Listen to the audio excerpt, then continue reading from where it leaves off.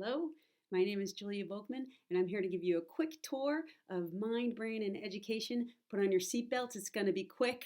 You'll get in 26 minutes what I've taken 6 years to study and learn about. I'm a teaching assistant in the Neuroscience of Learning course at Harvard Extension School. We've offered that course online only, in person, and as a hybrid online in-person option. And I put this picture of the brain there on purpose so you'd think I was smart. Research shows if you show a picture of the brain, people will think you're smarter. Steal that. I was also an advisory panel for the Neuroscience in the Classroom course. This is a free online course. If you're interested in the topic, go check it out. And I am a Montessori mentor and coach, which means I work with big people and with little people, and I publish educational information all the time.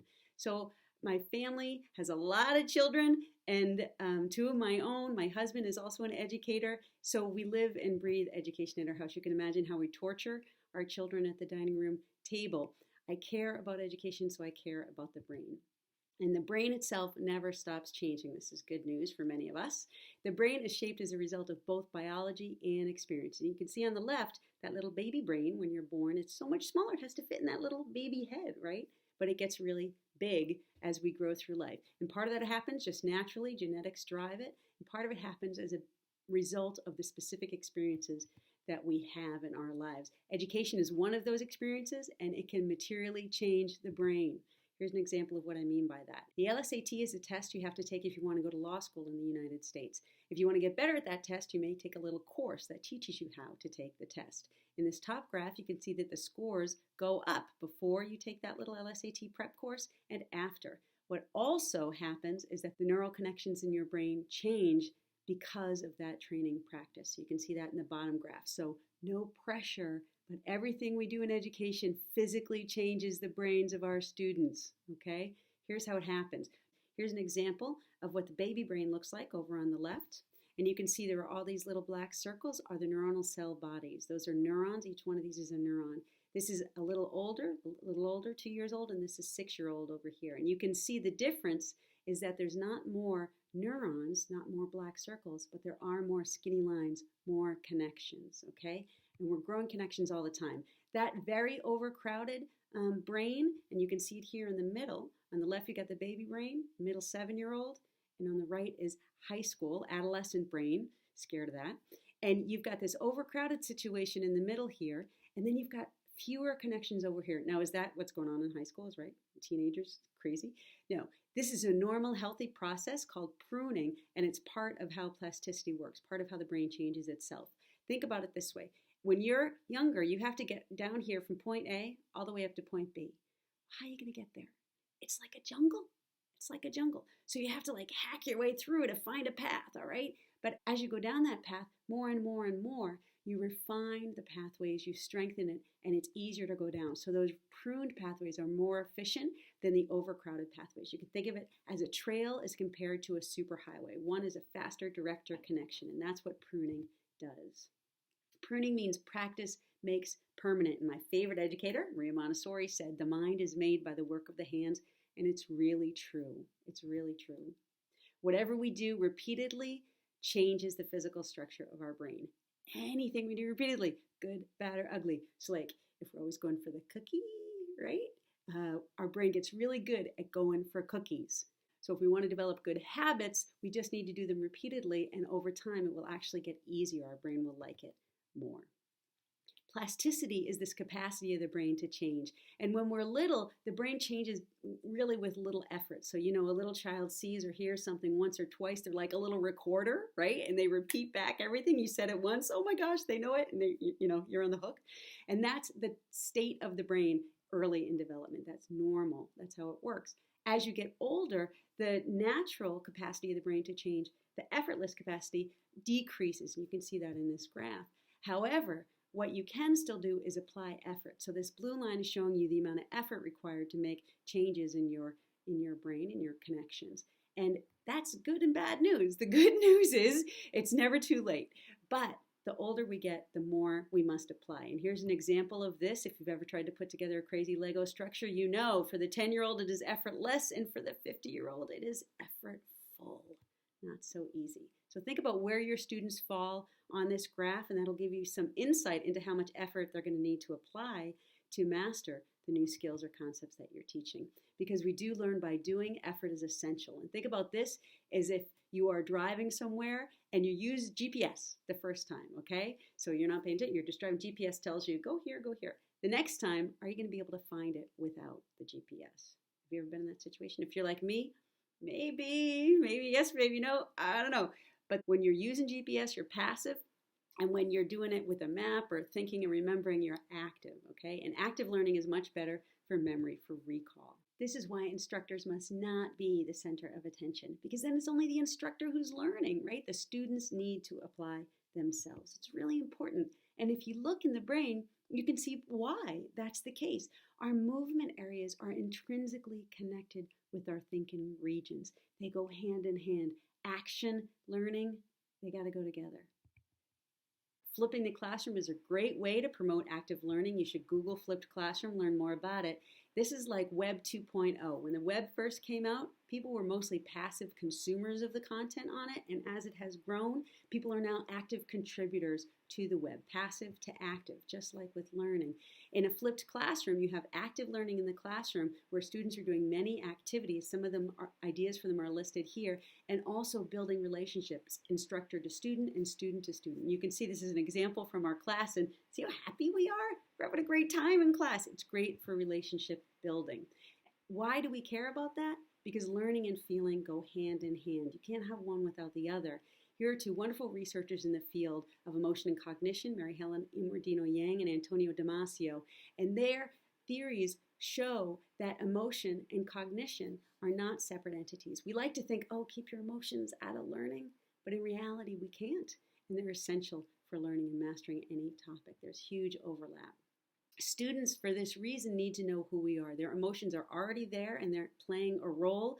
We can acknowledge it or we can forget it and miss a huge potential for learning. So they want to know, are you on my team? Are we all together?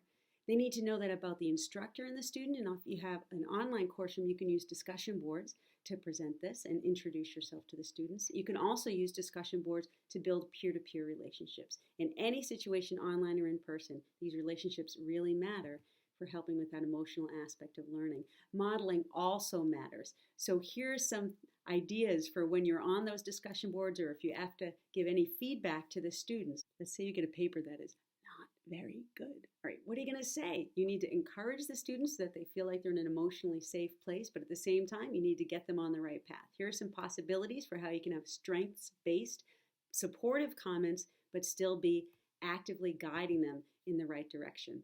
More about why this modeling matters is in the story of mirror neurons, which I like to talk about. Potato chips. We'll get to potato chips in a minute. First, mirror neurons. So the scientist who kind of first figured out what was going on with this was working with the monkey, and the monkey was wired up. And the scientist was taking a little break. He had a little peanut, and the monkey wants the peanut. So the monkey starts going crazy, like he wants the peanut. So the scientist, big, dignified scientist, sticks out his tongue at the monkey, like this. Okay. So what does the monkey do? The monkey sticks out his tongue back at the researcher. What did they find out? When they looked at the results of in the brain, the monkey's brain, the same things were happening when the monkey saw the researcher stick out his tongue as when the monkey stuck out his own tongue. Same areas of the brain were becoming active. So this pointed to the biology of how we participate in each other. When we perceive that someone else is experiencing something, our brain experiences it in a similar way. And you can think about this with respect to potato chips. Imagine that it's about lunchtime and you hear somebody open a bag of potato chips, right? It might be in the other room, right? Hear it? And what happens to you? It's like you hear it. Oh my gosh, your mouth is watering. You're eating the chips. They're not even there, and you're eating the chips. That's your mirror neuron system working, okay? And that's how we participate in the experiences of others. That's why role modeling is so key. We become like those who are around us. We are all role models, and teaching is huge role modeling. And really, with respect to a stress response, this emotional aspect comes in because thinking suffers if you have a stress response. Now, what do I mean by a stress response? Let's say someone comes in and says, you're doing that wrong. And you kind of go, uh-oh. And you were criticized. You're not sure what to do. You made a mistake. Did I make a mistake? And what happens in your brain is this. Usually the thinking is out here on this outer area of the brain is kind of associated with our higher thinking area, particularly in the front. And the central area is focused more on an emotional response. The limbic system, amygdala, kind of safety, fight or flight is happening in there.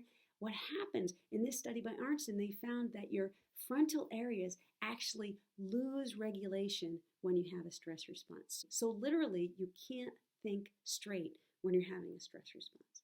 And then at that very moment, what typically happens? Someone says, well, what are you going to do now, right? And you're like, I don't know. You can't quite come up with an answer. And that's because your prefrontal regulation has decreased. So think about this in terms of how we are interacting with our students. We don't want to cause a stress response. And also, if we notice that they're having a stress response for whatever reason, we need to allow a little time for them to just settle and re-establish that prefrontal regulation, which is what you need for great thinking.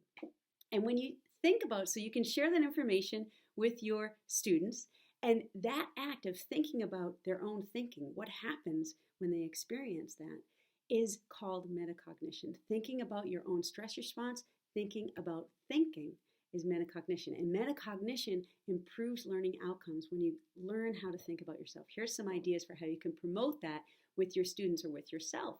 When you have to study, you can talk to them about, well, what kind of situations support your learning? When does your best learning happen? And have them think, oh, well, if my brother's running around, sword fighting, I can't study as well in that moment. So maybe I need to be in a room with a closed door. Or if I'm falling asleep, maybe I need a little nappuccino. Check out the research on that. That's fun. Before I'll be able to really focus. So have them think about what's physically happening in the situations when they're trying to learn and what they might do to support and improve those learning opportunities.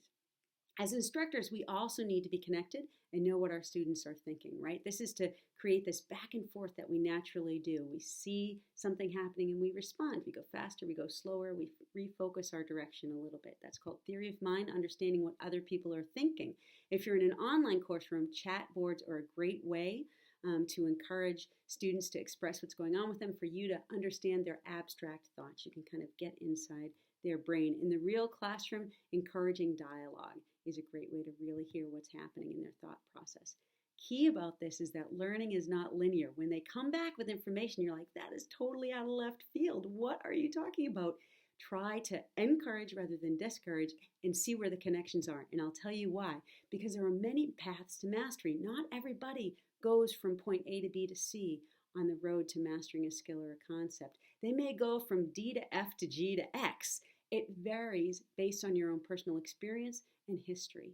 What you bring to the table changes what you need in order to master a new skill or concept. And you will master things more effectively by repeated application of whatever it is that you're trying to do. Let me tell you what I mean. So here you are today, okay? And you're hearing about mind-brain education. Maybe this is the first time. Your knowledge, let's assume your knowledge level is kind of down here at the beginning. And then you're here and you're learning, you're going to talk about it a little bit. Your knowledge is going to really increase. But later today, you're going to go home. Someone's going to ask you, well, what'd you do today? What did you learn about? And you're going to be like, well, it was something about the brain, right? You won't be thinking mirror neurons or emotional learning. No, you'll just be like, something about the brain. But then, let's say you come back, right? You see some people who were here, you talk about it, you get a little support, you reapply yourself, and your knowledge level goes up. It's going to go down, up, down, up. Think about it this way. Right here, you're constructing your learning, okay? It has to fall apart a little bit, and then you reconstruct it, and your level goes higher. Deconstructs, reconstructs, deconstruct, reconstructs, all the way up on the road to mastery. And what's important to remember about this is that the regressions are as predictable as the progressions, okay? So you go up and you go down.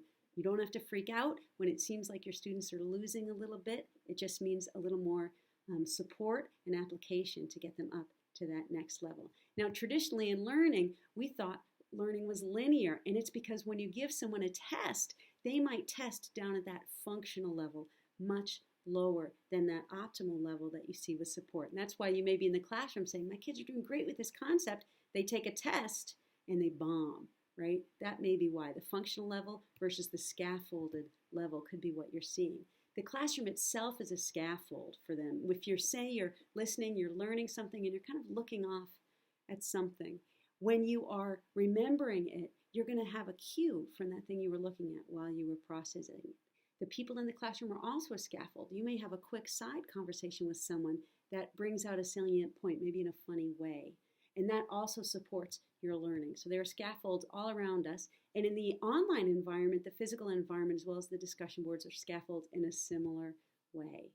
Now, allowing students to resubmit work gives them opportunities for that dynamic application. And it also gives you the chance to be really clear in what you're expecting of the students, so that you can slowly raise the bar for them. If they give you that first submission and it's crazy, you can still be accurate in how you respond to them and encourage them to resubmit as many times as is necessary for them to get to that level that you want them to be at. Attention and memory are everything when it comes to learning. What do I mean? You have a lot of different attention networks. Here are a few of them. First, there's an alerting network. You kind of say, what's most important? Like something happens, you have to pay attention to it. It weeds out the most important thing to look at. Then you have orienting attention, where you kind of say, there's a lot going on, I'm going to focus on this. And then you have executive attention, which is where you make decisions about where to persist in your attentional focus. What are you going to do next? Planning what's happening next. So think about alerting first. Just look at these two slides and let your eye just kind of follow. You've seen both of these earlier in the presentation. Which one does your eye fall on? The one with the image, right? So right away, a quick trick for you for alerting attention is to use more images and less text in your slides if you want to get student attention. Also, pay attention to what you want them to pay attention to. People will automatically first make eye contact. This is kind of the human way for most humans, and then follow what you're looking at. It's a natural human tendency. If you put your attention where you want theirs, it is a greater possibility that they will share it in your attentional focus. When you get to the orienting and executive attention networks, you really have to think about student interest, because this is where they have to persist. They have to say, this is most important and I'm going to continue. And generally we continue with what matters to us, right? We need a little personal motivation to go forward with it. It needs to apply to our life in some way. Now, sometimes our students are taking these courses because they're required to, sometimes they want to, sometimes it's a combination of both. If we can help them find their personal motivation and why this actually matters for their life, they will have a better possibility to persist in learning the new information and new skills. One great approach is to let students choose from options as far as the work assignments go. So what we've done in the Harvard course is we require that everybody watch the weekly video every week, but then they get to choose. We'll give several instructor picks, our favorite choices. They choose one of those, and then many additional resources, and they decide which one of those to follow up on. The great thing about this is that we discovered that students do way more when we present the information in this format. They scroll through and find out that they're interested in a lot of different things, and so they pursue more. If we only gave them two possibilities, that limits their potential. When you give them a lot, they have much more potential. And also this attention is going to guide their memory rehearsal and what we keep going through in our little working memory buffer. Let me talk about that. Memorizing and recalling is a process. It's not an instantaneous thing. It's not in one spot in the brain. First, we have to get information in through our senses, and then it comes in to the brain, and the brain says, okay, I already know this, so it's already in long-term memory, or this is new. And I have to kind of figure out if I care, does this matter, should I rehearse it in my working memory? The working memory is a buffer that keeps it going until it can consolidate into short and long-term memory. Working memory is essential for learning, and it's at the center of attention, memory, and executive functions.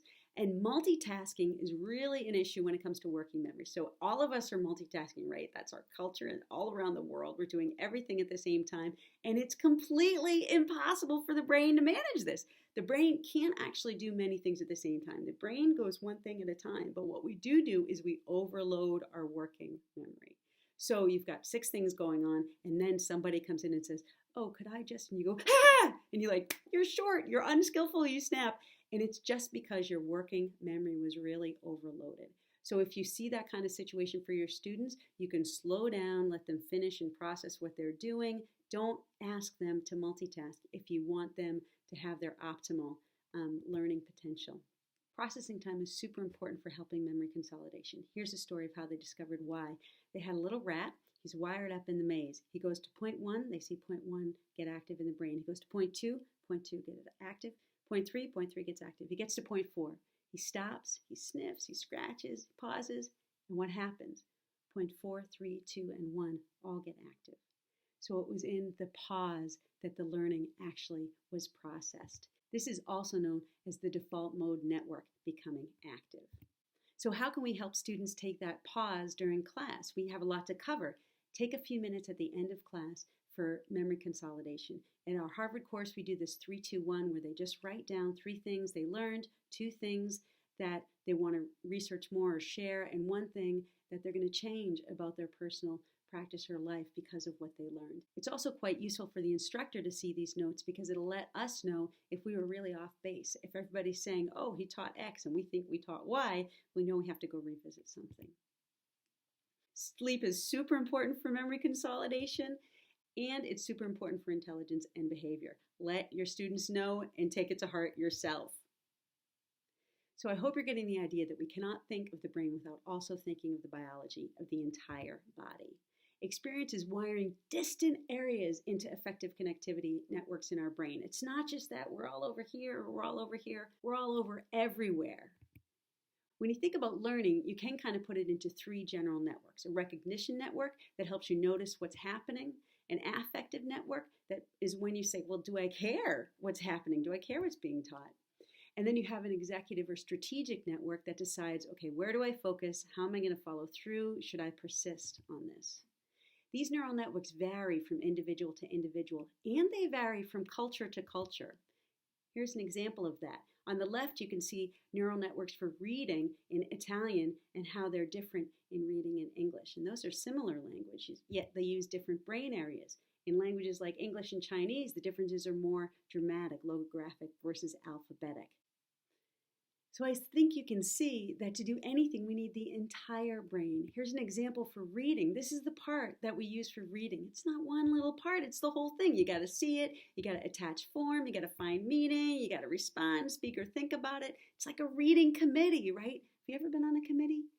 Nothing gets done. It's impossible. I don't know how the brain does it, but it does, right? But this is part of why we're so variable and diverse in our species. No 2 brains are exactly alike, just like no 2 faces are exactly alike. You can expect this variability to arrive into your learning environments. And like a good radio talk show host, gain some experience in managing all kinds of learning approaches. So now take a moment and think about what we've covered and just jot down which strategies you think are most relevant to you and how they relate to what you wrote down at the beginning of this video. And just for your reference, I have all the references that were cited throughout the slides. Thank you so much for your attention. I hope you found it useful, and I look forward very much to hearing your questions.